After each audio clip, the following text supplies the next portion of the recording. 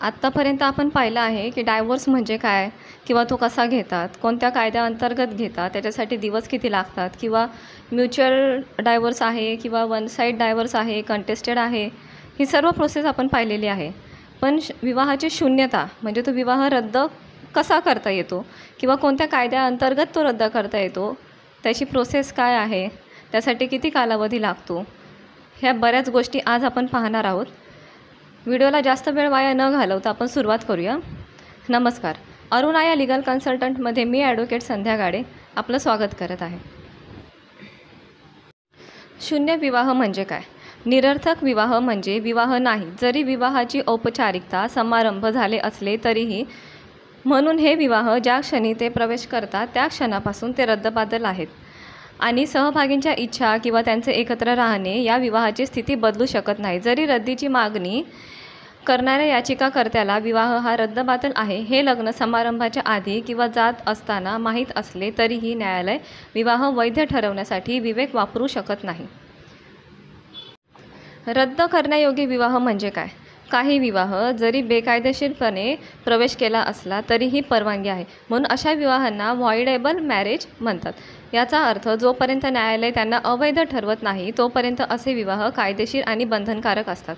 अशा विवाहासाठी जखमी पक्षाच्या म्हणजे जो पण कोणी पक्षकार आहे ज्याच्यासोबत काही घटना घडल्या आहेत त्याच्या पर्यायावरच रद्द करण्यायोग्य विवाह हे रद्द केले जाऊ शकतात. जर याचिका मर्यादेच्या कालावधीमध्ये सादर केली गेली असेल आणि दोष आढळून आले तर ज्या पण पक्षाला वैवाहिक अधिकारांचा ऐच्छिक वापर करून दोषास मान्यता दिलेली नसावी, म्हणजे फसवणूक आढळून किंवा सक्ती काढून टाकलेली असावी.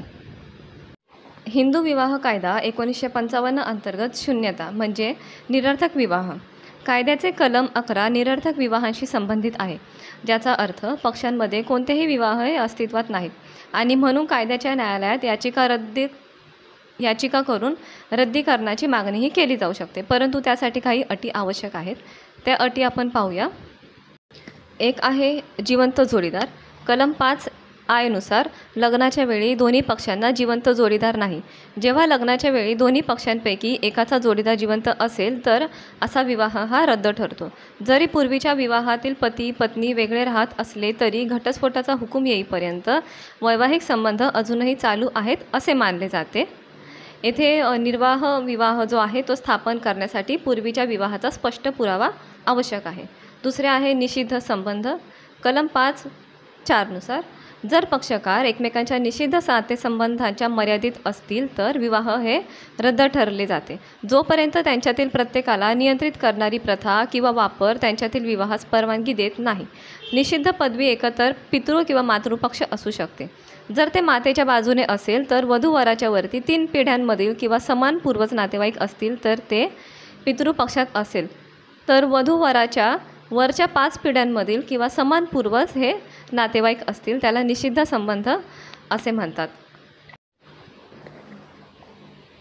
निषिद्ध संबंध पुढील प्रमाणे आहेत.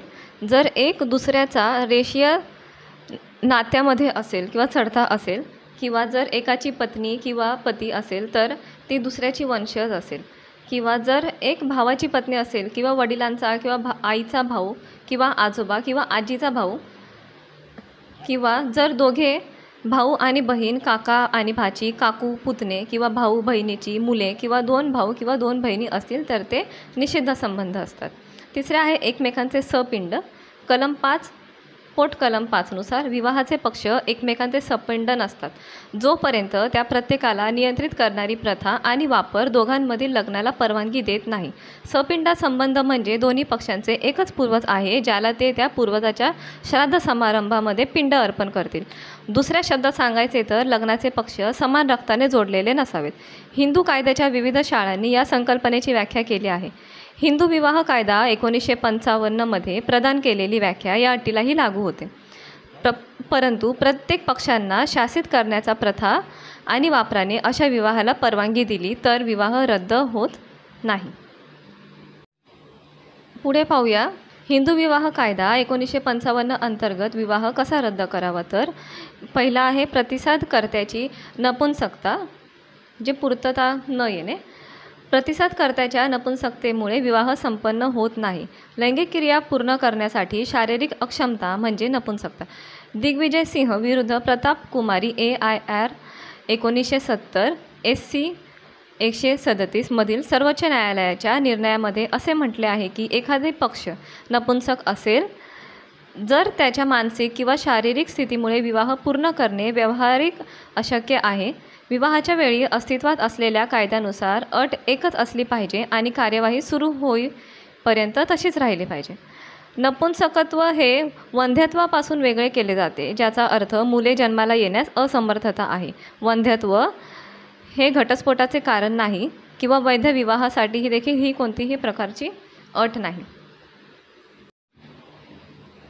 दुसरा आहे मनाची अस्वस्थता, वेडेपणा, मानसिक विकारांमुळे संमती नाही.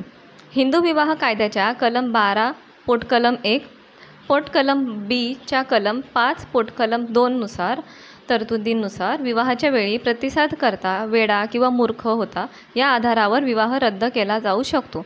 मानसिक विकार असलेल्या व्यक्तीने दिलेली संमती अवैध मानली जाते आणि असा विवाह हा रद्दबातल ठरतो. तिसरा आहे सक्तीने किंवा फसवणूक करून याचिकाकर्त्याची संमती मिळवली असेल तर. फसवणूक ही दुसऱ्याचा अयोग्य फायदा घेऊन काहीतरी सुरक्षित करण्याच्या उद्देशासह जाणून बुजून फसवणूक करणे आहे. दुसऱ्याचे नुकसान करून फायदा मिळवण्यासाठी ही फसवणूक असते. फसवणूक वास्तविक किंवा रचनात्मक असू शकते. न्यायालयाने निदर्शनास आणल्याप्रमाणे विवाहामधील फसवणुकीची काही उदाहरणे आहेत. त्यामधील न्यायनिर्णय असा: अनंतनाथ देव विरुद्ध लज्जावती देवी AIR 1959 यामध्ये लग्नाच्या वाटाघाटी दरम्यान वधूला क्षयरोग झाला होता हे उघड झाले नाही. त्या बेसिसवर त्यांनी विवाह रद्द करून घेतला. नंतर आहे बळजबरीने फसवणूक करून मिळालेली संमती वापरण्याच्या अटी ह्या रद्द करण्याच्या मागणीसाठी. 1. फसवणूक झाल्यापासून 1 वर्षाच्या आत याचिका न्यायालयामध्ये सादर करणे आवश्यक आहे. 2. सक्ती बंद केल्यावर याचिका 1 वर्षाच्या आत न्यायालयामध्ये सादर करणे आवश्यक आहे. 3. याचिकाकर्त्याने त्याच्या किंवा तिच्या पूर्ण संमतीने सक्ती थांबवल्यानंतर किंवा फसवणूक उघडकीस आल्यानंतर दुसऱ्या पक्षासोबत राहणे सुरू ठेवलेले नसावे. विवाहाच्या वेळी याचिकाकर्त्याव्यतिरिक्त अन्य कोणीतरी प्रतिवादी गर्भवती होती. प्रतिवादी ही विवाहाच्या वेळी याचिकाकर्त्याव्यतिरिक्त इतर कोणीतरी गर्भवती होती या आधारावर विवाह रद्द केला जाऊ शकतो. रद्द करण्यासाठी या ग्राउंड्सवर दावा करण्याच्या अटी आहेत. याचिकाकर्त्याने लग्नाच्या वेळी अशा गर्भधारणेबद्दल अनभिज्ञ असल्याचे समाधान दिले पाहिजे.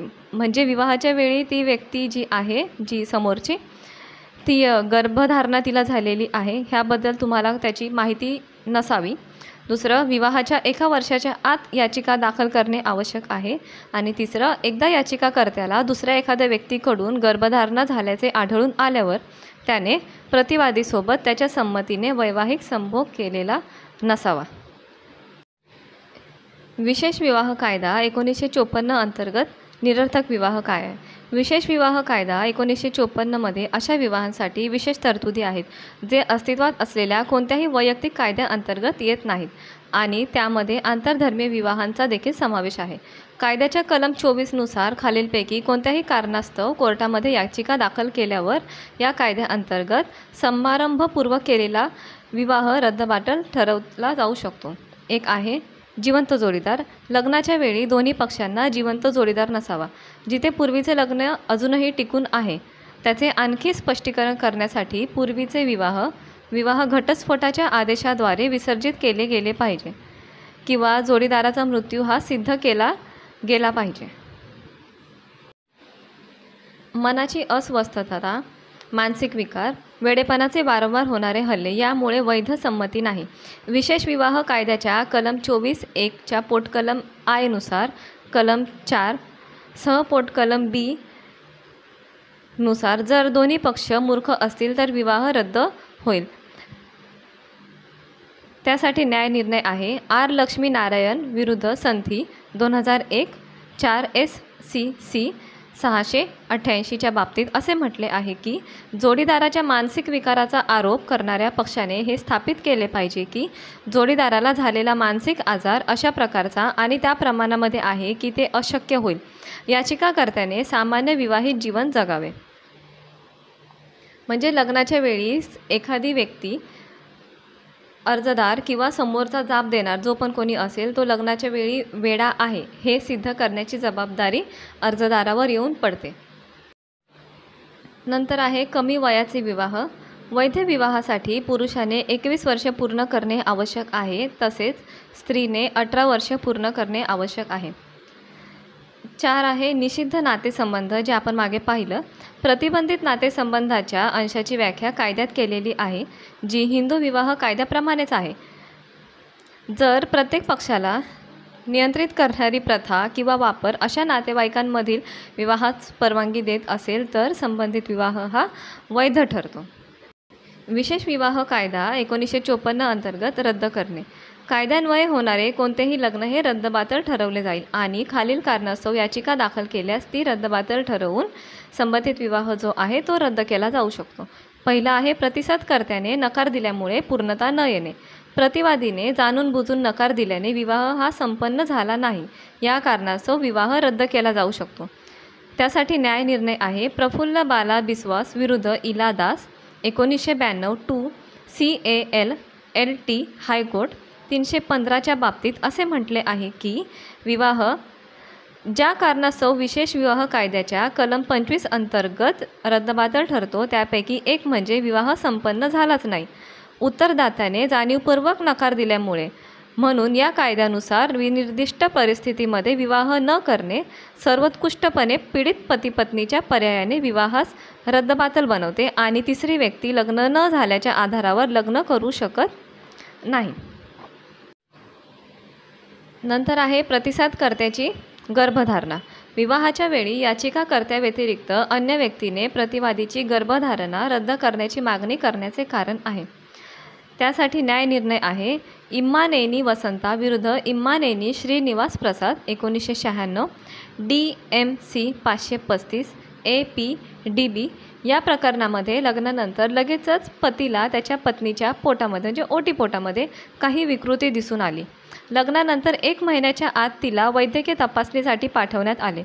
स्कॅनिंग अहवालामध्ये ती 5 महिन्यांची गर्भवती असल्याचे आढळून आले. पतीच्या बाजूने वाईट वागणूक किंवा हुंडा मागितल्याचा कोणताही पुरावा समोर आला नाही किंवा तिला लग्नाच्या वेळी गर्भधारणा झाल्याची माहिती होती किंवा गर्भधारणा झाल्याचे आढळून आल्यावर त्याने पुन्हा वैवाहिक संबंध सुरू केल्याचा कोणताही पुरावा नव्हता. त्यामुळे संबंधित जी केस होती ती रद्दबातल ठरवण्यासाठी पात्र होती. नंतर आहे फसवणूक किंवा जबरदस्तीने मिळवलेली संमती. विवाह रद्द करण्याच्या उद्देशाने केलेली फसवणूक म्हणजे लग्नाच्या सोहळ्यापूर्वी केलेली फसवणूक. लग्नाचे प्रस्ताव, युती शोधण्याच्या वेळी पक्ष प्रस्तावित वधू आणि वधूबद्दल संबंधित माहितीची देवाणघेवाण करतात.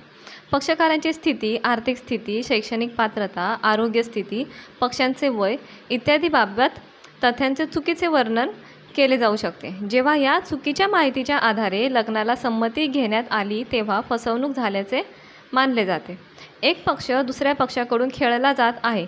इतर पक्षाकडून फसवणूक केल्याचा दावा करण्यासाठी अट अशी आहे की विवाहापूर्वी फसवणूक याचिकाकर्त्याला माहीत नसावी. फसवणूक आढळल्याच्या तारखेपासून 1 वर्षाच्या आत याचिका दाखल करायची आहे. फसवणूक उघड झाल्यानंतर याचिकाकर्त्याच्या स्वेच्छेने कोणतेही वैवाहिक संबंध असू नयेत. विवाह रद्द करण्याची प्रक्रिया काय आहे तर याचिका दाखल करणे. कौटुंबिक कायद्याच्या सराव करणाऱ्या वकिलामार्फत योग्य न्यायालयामध्ये तुम्ही याचिका दाखल करू शकता. दुसरा आहे नोटीस समन्स. न्यायालय विरुद्ध पक्षाला नोटीस पाठवण्याची प्रक्रिया अवलंबते. नंतर आहे न्यायालयीन कार्यवाही. न्यायालयीन कामकाजाच्या वेगवेगळ्या टप्प्यांमध्ये विरुद्ध पक्षाचे लेखी विधान असते. दोन्ही पक्षांचे पुरावे, दोन्ही पक्षांची परीक्षा आणि उलट तपासणी, युक्तिवाद आणि निकाल यांचा समावेश होतो. याचिकाकर्त्याने केलेला दावा खरा असल्याचे न्यायालयामध्ये आढळले तरच रद्द करण्याचा आदेश हा पारित केला जातो. जर नाही तर याचिका फेटाळली जाते आणि हा जो विवाह आहे तो टिकून राहतो. रद्द करण्याच्या आदेशाचा परिणाम काय होतो? रद्द करण्याचा डिक्री म्हणजे विवाह कधीही अस्तित्वात नव्हता तो विवाह आणि अशा सर्व नोंदी रद्द करता येतात. विवाह होण्यापूर्वी पक्षांची स्थिती परत आली तर जोडीदार एकमेकांकडून देखभालीचा दावा करू शकत नाहीत. रद्द केलेल्या विवाहाद्वारे कोणतीही मुले जन्माला आल्यास ते कायदेशीर मानले जातात आणि उत्तराधिकाराचे इतर सर्व कायदे त्यावर लागू होतात.